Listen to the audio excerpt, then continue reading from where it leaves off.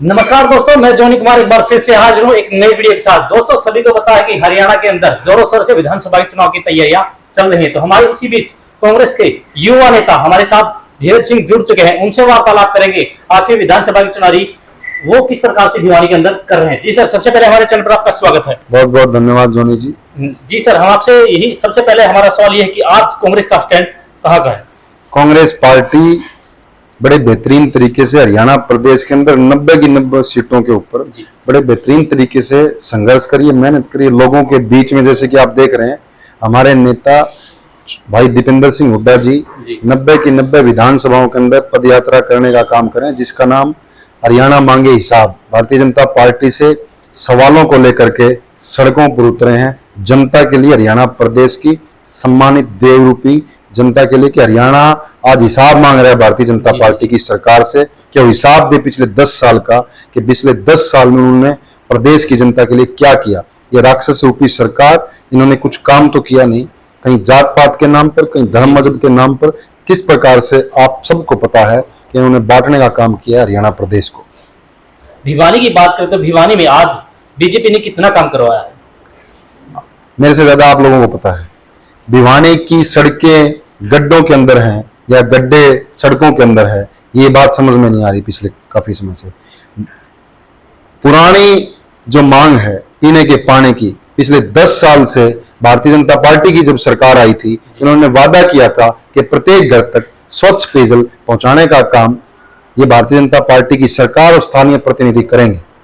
हर घर के अंदर पेयजल स्वच्छ तो कहा जा रहा है, सीवरेज से मिला हुआ पानी आज भिवानी की जनता पीने के लिए मजबूर है।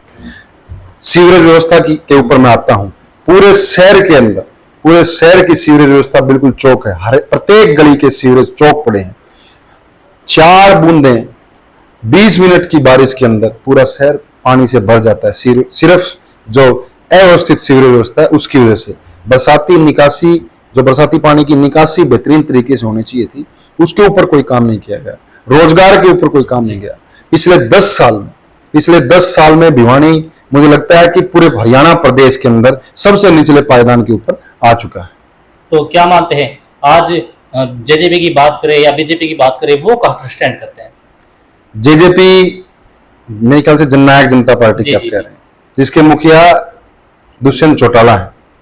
जिस समय पिछला अपना चुनाव लड़ रहे थे तो वो भारतीय जनता पार्टी के खिलाफ लड़ रहे थे। वो उनका एक नारा था, भारतीय जनता पार्टी का नारा था अब की बार 75 पार, उनका नारा था कि इनको करेंगे जमुना पार। और जैसे ही चुनाव के नतीजे आए, दोनों बन गए यार। डबल इंजन की सरकार चली, खट्टर दुष्यंत के नाम से सरकार चली और पूरे प्रदेश को अलग अलग मुद्दों के ऊपर, अलग अलग घोटालों के ऊपर उन्होंने बरगलाने का काम किया, पीछे धकेलने का काम किया। अनेकों घोटाले, अनेकों भ्रष्टाचार के काम उनके पूरे 10 साल, ये 5 साल के शासनकाल के अंदर अनेकों काम हुए। अगर मैं सारे काम आपको गिनाने लग जाऊंगा तो मुझे लगता है कि शाम हो जाएगी। बात करें, आज दीपेंद्र हुड्डा यात्रा कर रहे हैं पूरे हरियाणा के अंदर, तो उससे कांग्रेस को कितना फायदा हुआ? 36 बिरादरी की सम्मानित जनता के लिए वो लड़ाई लड़ रहे हैं। हरियाणा प्रदेश की जनता के लिए वो संघर्ष कर रहे हैं कि किस प्रकार से हरियाणा प्रदेश की जनता को उनके अधिकार, उनके हक हकूक मिल सके, उसके लिए वो लड़ाई लड़ रहे हैं। जो पिछले 10 साल में हरियाणा प्रदेश की जनता को इन्होंने गर्दिश के अंदर, गर्त के अंदर डालने का काम किया इस भारतीय जनता पार्टी की सरकार ने, उसके लिए वो लड़ाई लड़ रहे हैं कि किस प्रकार से हरियाणा प्रदेश के तमाम वर्गों का भला हो।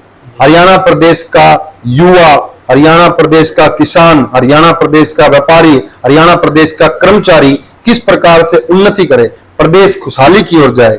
हरियाणा प्रदेश की, जिस समय कांग्रेस के शासनकाल के अंदर चौधरी भूपेंद्र सिंह हुड्डा हरियाणा प्रदेश के मुख्यमंत्री थे, उस समय हरियाणा प्रदेश पूरे देश में नंबर 1 पे पायदान पर था। आज हरियाणा प्रदेश मुझे लगता है कि सबसे निचले पायदान के ऊपर है। प्रति व्यक्ति आय कितनी थी, उन्होंने प्रति व्यक्ति आय को आज आप समझते हैं कितने निचले पायदान पर रहने का काम किया। खिलाड़ियों का सम्मान करते थे, किसान के खेतों तक पानी बेहतरीन तरीके से पहुंचने का काम होता था, हर एक वर्ग का सम्मान होता था, हर एक वर्ग का सम्मान होता था। इन्होंने सिर्फ क्या किया, मैं आपको बताता हूं इन्होंने क्या किया।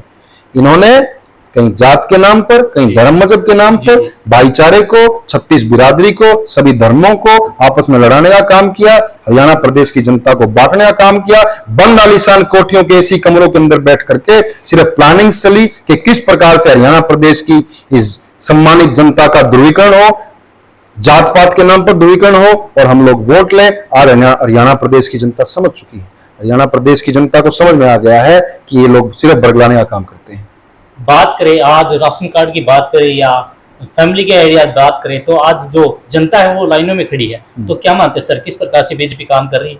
देखिए, आपने बड़ा बेहतरीन प्रश्न मेरे से पूछा है। हरियाणा प्रदेश की जनता पिछले 10 साल से अपने कंधों के ऊपर एक थैली टांग करके, मुझे लगता है कि प्रत्येक गांव के, प्रत्येक वार्ड के व्यक्ति एक थैला टांग करके कोर्टों के अंदर आते हैं, सीएससी सेंटर्स के ऊपर आते हैं, सिर्फ अपने कागजात ठीक कराने के लिए।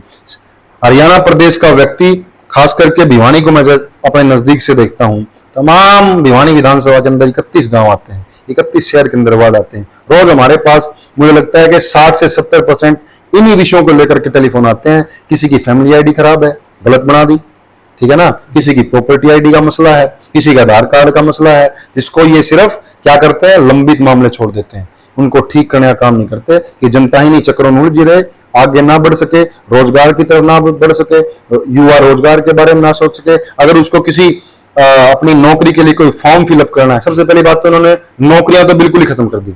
जिस समय ये सरकार के अंदर आए थे, उसके आने से पहले इन्होंने अपने मैनिफेस्टो में डाला था 2 करोड़ रोजगार प्रतिवर्ष युवाओं को हम देने का काम करेंगे। 9 लाख प्रदेश के अंदर इन्होंने वादे किए थे, अनेकों वादे किए थे, सारे वादे धूमिल हो गए और कंधों के ऊपर एक बोझ डाल दिया पोर्टलों के नाम पर, भिन्न प्रकार के पोर्टलों के नाम पर, जो हरियाणा प्रदेश की जनता को दबाते चले गए। जी, बात करें कांग्रेस की ओर से जो वरिष्ठ नेता है उनके ऊपर लगातार ईडी की रेड लग रही है, तो इसके इस मामले में क्या कहना चाहिए? बहुत दुर्भाग्यपूर्ण मामला है। देश के अंदर अनेकों संस्थाएं हैं जो देश के संविधान के अनुरूप, देश के लोकतंत्र के अनुरूप चलती हैं। आज देश को डेवलपमेंट की जरूरत है, आज देश को एम्प्लॉयमेंट की जरूरत है, आज देश को, हरियाणा प्रदेश को, भिवानी को पानी की जरूरत है।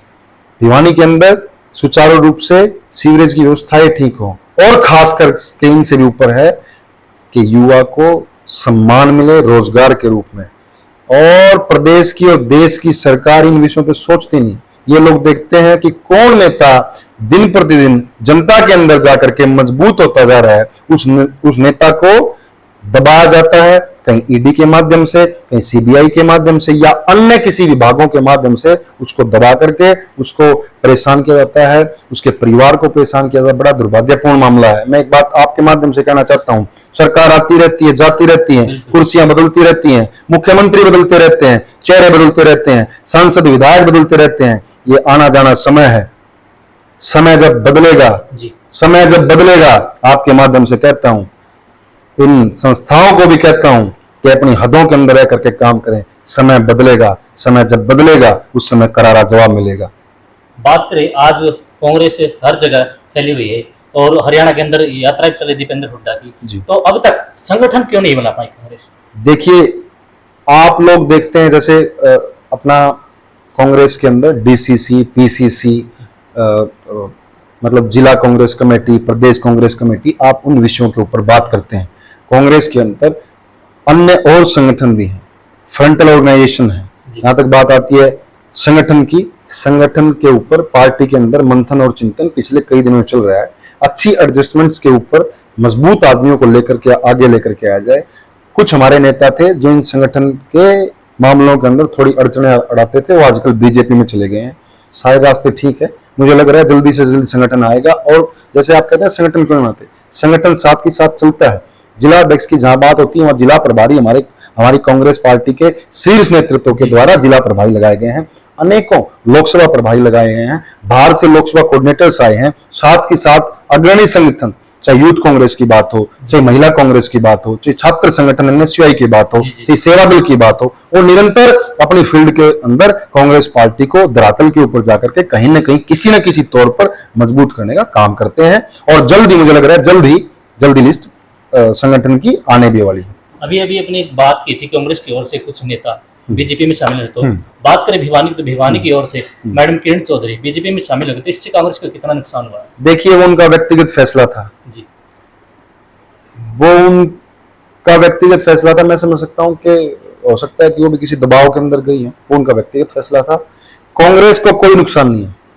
कांग्रेस पार्टी पहले ही मजबूत थी, मजबूत है और आगे और बेहतरीन तरीके से मजबूत होगी। कोई फर्क नहीं पड़ता। जनता मन बना चुकी है, जनता कांग्रेस पार्टी के हक में। और आपने देखा ना पीछे लोकसभा चुनाव के जी, अंदर बिल्कुल बिल्कुल। हरियाणा प्रदेश के अंदर 9 सीटों पर कांग्रेस पार्टी चुनाव लड़ रही थी। एक सीट के ऊपर समझौते के तहत इंडिया अलायंस के द्वारा आम आदमी पार्टी को सीट दी गई थी। 10 सीटें हम इंडिया अलायंस में लड़ रहे थे, 10 में से 5 सीटें हरियाणा प्रदेश के अंदर कांग्रेस पार्टी की आई, तो जनता ने कह दिया। और कुछ सीटें जैसे भिवानी महेंद्रगढ़ सीट बिल्कुल नजदीक से आ रही, पिछली बार 4,44,000 से यहाँ के सांसद भारतीय जनता पार्टी के बने थे, अब वो मार्जिन सिर्फ 40 पे रह गया। कुछ कमियां रही, उन कमियों को आगे सुधारेंगे। तो गुड़गांव की सीट जैसे है, अब जैसे कुरुक्षेत्र की सीट है, बिल्कुल नजदीक से रहे, तो जनता ने कह दिया, जनता ने मन बना लिया, कांग्रेस पार्टी के हक में है। लोकसभा चुनाव के अंदर बीजेपी हुई हाफ, 5 सीटें आई, 10 में से 5 आई, बीजेपी हुई हाफ। विधानसभा के अंदर बीजेपी करेंगे साफ।